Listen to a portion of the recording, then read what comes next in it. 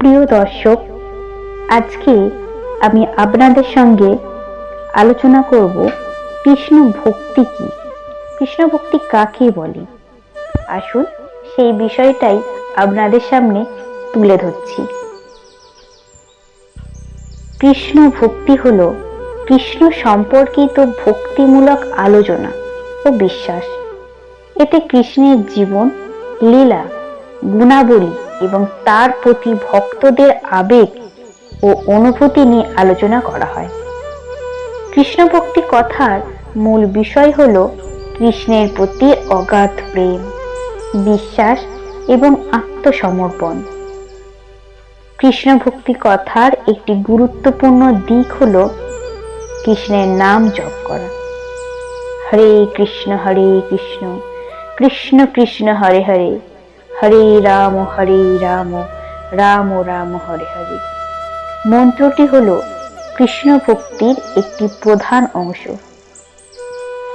কৃষ্ণের বাল্যলীলা, রাধা ও অন্যান্য ভক্তদের সাথে তার লীলা এবং মথুরার যুদ্ধযাত্রা ইত্যাদি কৃষ্ণ ভক্তি কথার গুরুত্বপূর্ণ বিষয়।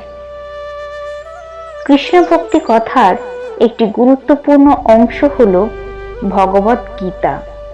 এতে কৃষ্ণের শিক্ষা, জ্ঞান এবং কর্মের মাধ্যমে ভক্তি এবং মুক্তির পথ দেখানো হয়েছে।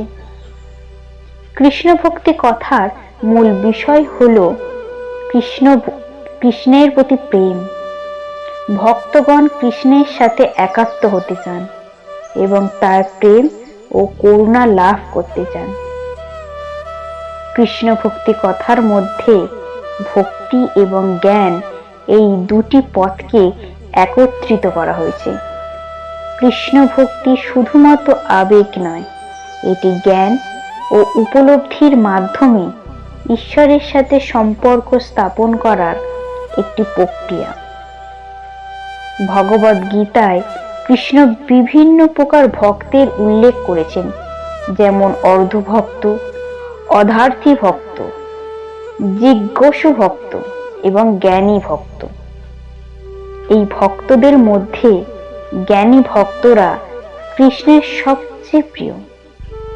কৃষ্ণ ভক্তির কথা ভক্তদের জীবনে আনন্দ, শান্তি এবং মুক্তির পথ দেখায়। এটি তাদের আধ্যাত্মিক উন্নতিতে সাহায্য করে এবং ঈশ্বরের প্রতি তাদের ভালোবাসাকে আরো গভীর করে। প্রিয় দর্শক, ভিডিওটি যদি ভালো লেগে থাকে তাহলে অবশ্যই কমেন্টে হরে কৃষ্ণ লিখে যাবেন।